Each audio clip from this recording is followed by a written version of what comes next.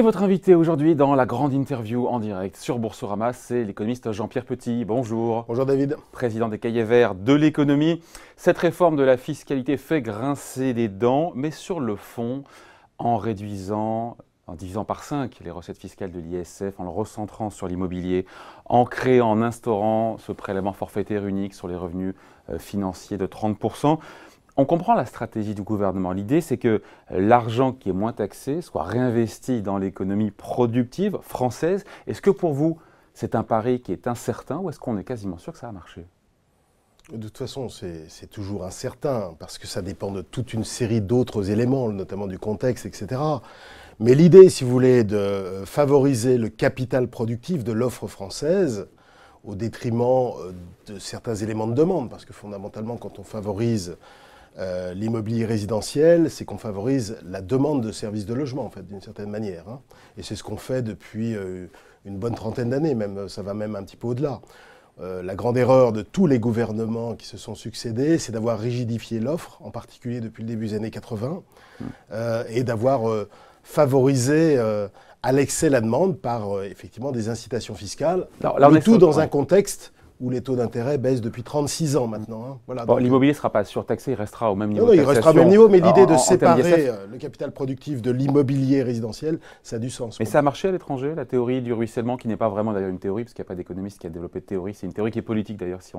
La théorie du ruissellement, comme quoi quand on rend de l'argent aux plus aisés, ben, ils vont le réinvestir. Non, c'est pas ça. Enfin, bon, ça profitera à tout le monde.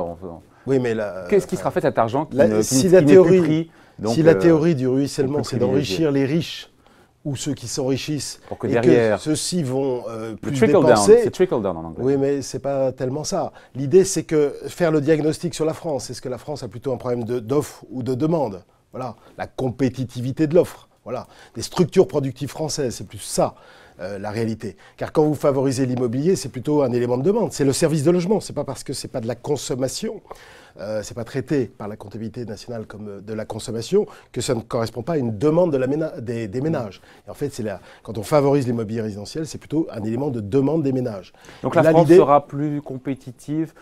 Le fait que la taxation du capital soit allégée au travers de la flat tax à 30%, au travers d'un impôt sur l'immobilier sur la fortune qui est recentré sur l'immobilier, ça va dans le bon sens, c'est suffisant pour se remettre dans la compétition européenne? Non, il y aurait plein d'autres choses à dire, si vous voulez. Moi, ce que je regrette beaucoup, d'ailleurs, dans la part de Macron, c'est les priorités qu'il a mis en avant. Par exemple, le marché du travail, la réforme du marché du travail, du droit du travail. Ouais. Enfin, moi, je pense que la priorité principale, car à mon avis, de là découle tout le reste, c'est la réforme du secteur public, la modernisation de l'État. Pour moi, elle est prioritaire par rapport au marché du travail. D'ailleurs, vous observez que la réforme du marché du travail ne concerne qu'environ un peu plus de 70% des actifs. La partie la plus rigide du marché du travail en France, c'est le marché du travail du secteur public, avec toutes les règles totalement obsolètes de l'avancement à l'ancienneté, de l'absence totale de management, de l'absence totale de mobilité entre secteurs publics. Il n'y a rien là-dessus, pour l'instant, il n'y a rien. Il n'y a rien. Donc,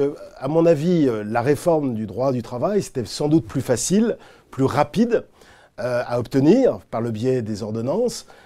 Mais la clé, à mon avis, de la réforme en France, enfin l'une des clés de la réforme en France, c'est la réforme du secteur public et la modernisation. Et la réforme fiscale n'était pas prioritaire pour vous? Le fait de s'aligner sur les standards européens en matière si, mais je parle du marché du travail. Taxation du capital, ça reste prioritaire pour vous? C'est des réformes fiscales, si vous voulez, ça. C'est important, c'est des signaux importants.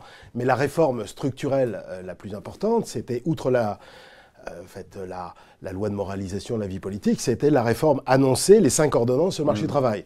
Et là, je pense que la priorité des priorités, c'était plutôt le secteur public. Pareil, dans les priorités, quand je vois que Emmanuel Macron s'attache au respect des 3% de déficit public, pour moi, c'est une priorité qui n'a pas grand sens. J'ai toujours critiqué le pacte de stabilité, j'ai toujours critiqué cette règle uniforme et arbitraire. Vous savez pourquoi il fait ça? C'est pour que la voix de la France soit entendue, respectée en non, Europe et faire avancer l'Europe avec plus d'Europe. Même pour ça, si vous voulez, au moins Macron, il a un capital politique indéniable, du fait même de son élection, du fait même de sa crédibilité, auprès des autorités allemandes, auprès même des partenaires européens de la France. Il fallait qu'il utilise, à mon avis, ce capital pour dire à Mario Draghi, pour dire à Angela Merkel, écoutez, vous êtes bien d'accord avec moi que la France décroche depuis une trentaine d'années. Il faut absolument qu'elle se réforme structurellement. Donc je mets le paquet sur le marché du travail, je mets le paquet sur le secteur public. Mais vous me laissez... Accordez-moi pour lisser. Parce que forcément, ces réformes ont des coûts économiques et politiques. Donc, pour lisser les évolutions économiques et politiques... Donc, le plan d'économie de 16 milliards d'euros, pour vous, il n'est pas bienvenu, sachant qu'il n'est pas très bien documenté. Si, d'ailleurs, vous voyez, c'est là... Bah si, parce que sinon, vous dites un truc et son contraire. Mais c'est-à-dire qu'il ne faut pas... Je pense que le problème principal de la France, c'est l'offre, mais il ne faut pas laisser tomber la demande. Et si vous restreignez trop le déficit public, trop rapidement le déficit public, vous allez contraindre la demande. Et ce d'autant que quand vous faites des réformes structurelles, il va y avoir des perdants. C'est inexorable. Donc d'un point de vue économique et d'un point de vue politique, vous allez perdre. Quand on fera le bilan de Macron dans 4 ans, ou dans 4 ans et demi, l'essentiel qu'on regardera, c'est pas s'il a respecté les déficits publics à 3%, etc. C'est s'il a vraiment enrayé le déclin de la France, le déclassement de la France. Et pour cela, à l'aune de quels critères ? Eh bien, à l'aune des estimations qu'on pourra faire sur la croissance potentielle ou même sur la croissance effective, hors choc extérieur, sur la capacité qu'il aura eu de changer des handicaps structurels majeurs à l'économie française qui ont été très bien diagnostiqués, ici même par tous vos interlocuteurs, évidemment. La rigidité de l'offre, la non-compétitivité de la France, c'est ça qui compte. Fondamentalement sur la compétitivité. pour un quinquennat. Voilà. Et donc c'est le solde de 3%, à mon avis, est un handicap. C'est pas que je suis contre d'ailleurs les économies de dépenses. Bien sûr que si, qu'il faut en faire. Au contraire. Mais je crois que c'était dans un premier temps de laisser filer des déficits parce qu'il y a des réformes de structure qui ont un coût. Absolument. Qui ont un coût économique. Et qui en plus permettent de lisser économiquement plus facilement les choses. Ouais. Et de générer de la confiance. Parce que vous voyez, l'année prochaine, cette année, les gens ont l'air d'être contents avec 1,7, 1,8% de croissance. Bah, ça fait longtemps qu'on n'a pas eu ça, ça fait 10 ans qu'on n'a pas eu ça. Oui, ça fait pas non, 2011, c'est 2011, voilà, c'est 2011. En 2011, on en a fait un peu plus. Ouais, c'est 6 ans. Mais de toute façon, ça ne suffit pas. Parce que nous devons tout rattraper nos retards antérieurs. Donc il y a des pays, regardez, l'Espagne est à plus de 3% de croissance cette année, la Suède est à plus de 3%, et pourtant elle a moins de difficultés structurelles que nous. Enfin, ils partent de plus bas, l'Espagne. Ils ont connu un gros trou d'air que nous, on n'a pas connu. Oui, mais vous savez, il n'y a pas de règle. Alors, ils ont connu un rattrapage en grande partie parce qu'ils ont fait des réformes, en fait, fondamentalement. On voyait, Jean-Pierre Petit, on voyait Gérald Darmanin. Il est favorable, comme d'autres membres du gouvernement, même s'il y a une petite cacophonie parfois entre Le Maire et Darmanin, à la taxation donc, des produits ostentatoires de richesse. Je ne sais pas si ça vous fait sourire, les yachts, les jets privés, les grosses cylindrées. On comprend bien que la mesure, elle est là pour contrebalancer la baisse de l'impôt sur la fortune qui va aux plus fortunés. Il y a 6 milliards d'euros entre la baisse de la fiscalité sur le capital et la baisse d'ISF qui vont aux plus privilégiés. Est-ce que ça fait du sens économiquement ou est-ce qu'on se tire une balle dans le pied alors que Macron, le président Macron, cherche à envoyer un signal au reste du monde que la France se réforme, etc. Et là, pour le coup, en même temps, on surtaxe certains produits de luxe. Enfin, on a l'ambition de surtaxer certains produits de luxe. Écoutez, on perd du temps un peu là-dessus, parce que si on commence à lister tous les produits de luxe, déjà on va avoir beaucoup de difficultés. Écoutez, pour être très direct avec vous, ça ne me choquerait pas qu'on taxe de façon spécifique un certain nombre de produits de luxe, si c'est ça la question. Mais l'essentiel n'est pas là, fondamentalement. C'est pas avec ça qu'on va réduire le déficit public. Non, mais les signaux les plus importants pour la crédibilité interne et externe de la France, effectivement, c'est ce que vous avez dit tout à l'heure, c'est la fiscalité du capital. Mais on taxe quoi, pardon? Je ne suis pas contre l'idée de taxer, mais taxer quoi? Et comment? Sachant qu'il y a déjà des taxes qui sont déjà prévues. Bah, c'est pas un showstrap terrible, une boîte de Pandore qu'on est en train d'ouvrir? Oui, un petit peu. C'est pour Sachant qu'on comprend aussi l'opinion publique qui peut-être est choquée de voir que, ou surprise de voir que finalement, il y a sur 7 milliards d'euros de baisse d'impôts, il y en a presque 2 tiers qui sont pour les plus favorisés. Mais oui, mais ça, je pense qu'il faut avoir le courage de dire que si vous voulez renforcer l'attractivité de l'offre productive en France, ça va forcément aller aux détenteurs du capital. Ça, c'est pas la peine de... C'est parce qu'il y a plus facile à vendre, ça, à l'opinion publique. Hein. Mais il l'a en partie vendu. Et la politique, c'est affaire de symbole. La politique est affaire de symbole aussi. Oui, c'est pour ça que, si vous voulez... Si, et lesquels, alors, vous taxerez quoi? Non, mais plutôt que de taxer, vous voyez, moi je reviens à mon idée de 3%, si vous voulez. Plutôt que de taxer les riches, entre guillemets, j'aurais préféré qu'on ait plus d'aisance pour moins taxer, par exemple, les retraités à la CSG pour les retraités, ou d'avoir plus d'aisance fiscale pour faire passer politiquement, économiquement les réformes. Moi je serais plutôt favorable à plus d'ambition sur les réformes, notamment la réforme sur le marché du travail, on n'en a pas parlé, mais elle ne va pas assez loin, si vous voulez. Voilà. Elle ne va pas assez loin, elle n'est pas assez radicale. Moi, je serais historiquement, on n'a jamais été aussi loin, même si pour vous, ça ne va pas assez loin. Oui, mais, bah oui. Pour voir d'où on vient, vous savez, avant de voir où on veut aller. Bien sûr, mais pour une fois, vous savez, on n'a pas beaucoup de temps. Dans 4 ans, ça va recommencer, la campagne électorale. Dans 4 ans, vous ferez vos émissions avec les programmes, peut-être des primaires, ou du moins des candidats qui se déclareront. 4 ans, c'est pas grand-chose, sachant qu'on accumule quand même un immobilisme, on va dire, en matière de réforme depuis plus de 30 ans. Et pour clore le sujet sur l'impôt sur la fortune, nouvelle version, New Look, sur sa philosophie, il y a un truc que je ne comprends pas. Ça, j'ai compris qu'on sort de l'assiette, donc les placements les placements financiers. On laisse l'immobilier. En quoi l'immobilier est moins bon pour l'économie que la bourse? J'aimerais qu'on m'explique. Mais c'est pas qu'il est moins... Il y a un débat là-dessus quand même. Hein. C'est pas qu'il est moins bon, mais... C'est moins productif pour l'économie. Ça ne participe pas à l'augmentation de la croissance potentielle. C'est un facteur de demande. Quand on crée des nouveaux logements. Mais des nouveaux logements, ça n'augmente pas la capacité productive de la France. Ça favorise la demande de logement, du service de logement, qui est en fait un poste de consommation, en fait, fondamentalement. Et quand on le favorise, alors on favorise un secteur abrité de la concurrence internationale, peu productif, où les standards de productivité, enfin, c'est pas dans la construction que vous avez les plus grands standards de la productivité. Donc, vous favorisez la demande, vous favorisez donc la demande de logement. Ça fait baisser les prix de l'immobilier, plus on produit. Ah ben non. Plus il y a de l'offre, potentiellement. Plus il y a d'offres, plus ça peut faire baisser les prix immobiliers. Et donc, qui dit immobilier moins cher, dit moins de tension sur le prix de l'immobilier, dit plus de compétitivité aussi pour la France. Puisque les salariés, derrière, ils sont moins enclins à demander une augmentation vu que les prix immobiliers sont moins forts. Si l'objectif... C'est pour ça, le problème de la politique du logement, c'est qu'il y a plein d'objectifs. Hein. En fait, il y a des quantités d'objectifs. Il faudrait avoir un objectif très clair, et ça, il y a eu déjà des annonces sur le foncier. La libéralisation du foncier disponible, notamment sur les mesures de plus-value, avec des systèmes d'abattement. Voilà, jusqu'à 100%. On a déjà testé les abattements qu'il y en a eu sous Manuel Valls, c'est pas nouveau non plus. Non, c'est pas nouveau. D'ailleurs, ça va pas assez loin non plus. Et jamais content, Jean-Pierre Petit. Non, mais si vous voulez, moi, il faudrait des mesures beaucoup plus radicales. C'est la mesure la plus radicale, à mon avis, là-dessus, c'est de remettre en cause le pouvoir du maire. Oui. Bah oui, mais c'est une mesure. Le Big Bang n'a pas eu lieu. Hein. Ben non, mais c'est une mesure qui a été prise au début des années 80, dans le cadre des lois de décentralisation, 82-83, et qui enlever le pouvoir au maire d'octroyer les permis de construire. Bien sûr, ça ce serait. Mais je suis d'accord sur l'idée que vous venez. Et vous le donnez à qui? Au préfet, aux intercommunalités ou à des structures intercommunales, mais des structures qui décident plus vite et qui décident en fonction de l'intérêt collectif global et non pas l'intérêt limité à la commune, parce que évidemment les maires sont relativement réticents du fait des pressions des habitants. Voilà. Alors, le temps passe très vite quand on est Jean-Pierre Petit, ce qui est plutôt une bonne chose, c'est bon signe. Je voudrais qu'on parle aussi des banques centrales. Il y a ce consensus pour dire que les banques centrales vont normaliser progressivement leur politique monétaire. On se doute a priori que la BCE va arrêter son QE en 2018, que la Fed va réduire son bilan aussi en 2018 et remonter ses taux d'intérêt. Si elle le fait, ça sera 4 fois.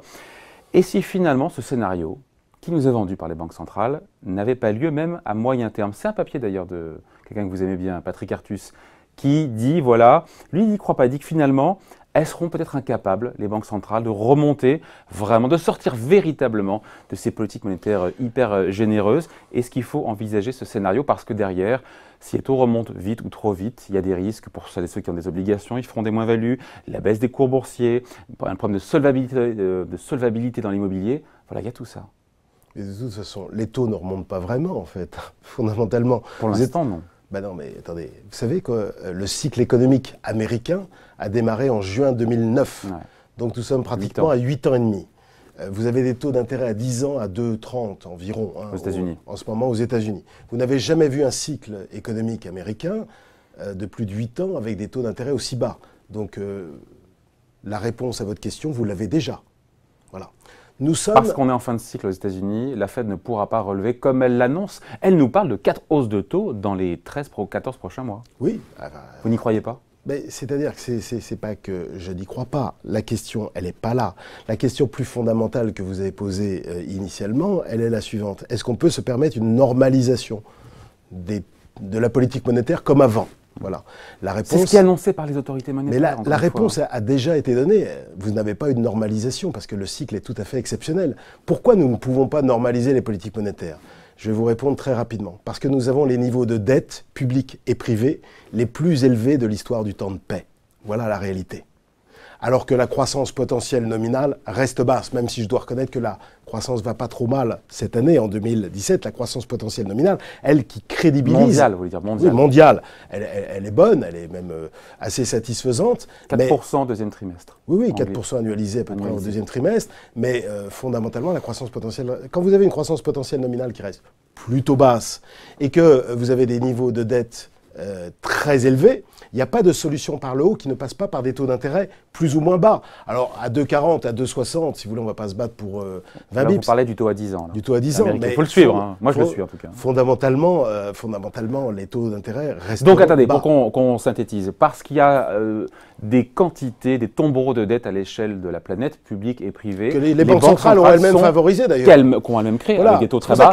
Elles sont aujourd'hui piégées, incapables de remonter leurs taux, parce que sinon, on va à la catastrophe, c'est ça? Mais bien sûr. Mais bien sûr, imaginons, alors donnons-nous 4 ans. Mais pas un Cassandre Non.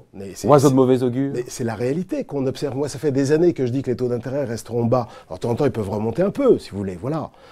Après Trump, nos clients nous demandaient mais à combien les taux vont remonter. On avait dit grand maximum 2,80. Résultat, le point haut, c'était 2,65. C'est tout. On est en train de se battre pour quelques dixièmes de points de base. Alors, pour les investisseurs obligataires, ça a du sens, mais c'est de l'intérêt. Mais pour la macroéconomie, ça ne change pas grand-chose. Les taux d'intérêt resteront très bas. Et les banques centrales sont prisonnières de leurs décisions passées. Pas de leurs décisions passées sur ce cycle, leurs décisions depuis une bonne trentaine d'années. Voilà la réalité des choses. Parce que ça fait plus de 30 ans, 35 ans que la dette monte. Et donc, que les taux d'intérêt sont de plus en plus... Comment ça se finit, cette histoire? Ça ne se finit pas. On vit avec. Voilà la réalité des choses. Et des fois, on vit bien, des fois, on vit moins bien. Là, cette année, on vit pas trop mal. Voilà la réalité des choses. Bon. Qu'est-ce qu'on en fait de cette dette et qu'est-ce qu'on en fait de ces taux d'intérêt bas? On peut continuer à roupiller et à favoriser l'immobilisme comme la France depuis tant d'années, mais on peut en profiter aussi pour faire des réformes. Il y a plein de pays qui se réforment dans le monde. Hein. Il n'y a pas que... Voilà. Vous mentionniez l'Espagne tout à l'heure. Mais il faut regarder aussi en République populaire de Chine, il y a quand même pas mal de réformes. Xi Jinping va ouvrir le 19e congrès du Parti communiste. Il faut quand même reconnaître qu'il y a eu des réformes sur la lutte contre la corruption, sur la tech, sur la montée en gamme sur la tech, c'est très impressionnant. Voilà, il y a une vraie montée en gamme des produits exportés, même sur la qualité du business, la capacité à faire des affaires en Chine. Le classement de la Chine s'améliore, donc ils en profitent pour faire des choses. Narendra Modi en Inde a mené des réformes structurelles assez importantes sur la libéralisation du foncier, sur l'unification du système de TVA dans les provinces depuis l'été dernier. Donc il y a des pays qui profitent de ces taux d'intérêt bas, enfin de cet univers plutôt accommodant pour faire des choses, et il y en a qui vivent. En fait, il faut vivre dans l'économie de bulle, comme je l'avais dit il y a une quinzaine d'années, mais pas de l'économie de bulle, au sens où profiter des conditions financières accommodantes pour ne rien faire. Voilà.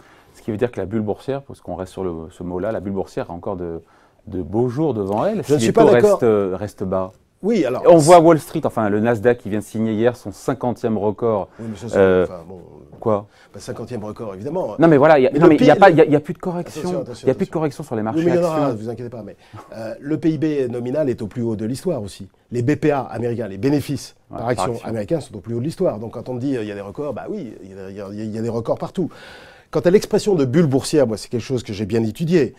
Autant je suis d'accord pour dire que le marché action américain est cher, voire très cher, on n'est pas en situation de bulle. Quand vous regardez les écarts de valorisation absolue sur la plupart des indicateurs qui existent, il y en a beaucoup, il y en a 7 ou 8, on est sur des écarts type 1,5 fois au-dessus, mais on n'est pas à des écarts type de type 29 ou type mars 2000. Donc les marchés sont chers, mais il n'y a pas de bulle. Oui, les marchés bien faire la nuance. Ah ben non, parce que, et c'est important de faire la nuance.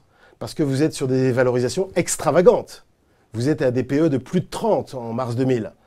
Et avec des taux d'intérêt qui montent, soit dit en passant. Ouais. La prime de risque reste en territoire positif, même si elle a baissé. C'est pas la même configuration aujourd'hui. Non, on n'est pas dans une... Non, parce que c'est très important.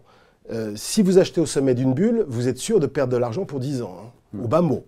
Et même la valeur réelle de Dow Jones, pour quelqu'un qui a acheté à la fin août 1929, il la retrouve en 1956. Donc, vous voyez, ça. Donc, il y a encore du carburant, alors que les marchés sont chers et sont hauts, notamment aux États-Unis. Il y a encore du carburant pour que ça monte. Non, la vraie question. Parce que les profits ils vont pas se retourner à un moment donné ou l'autre, les profits. Mais si, mais attendez.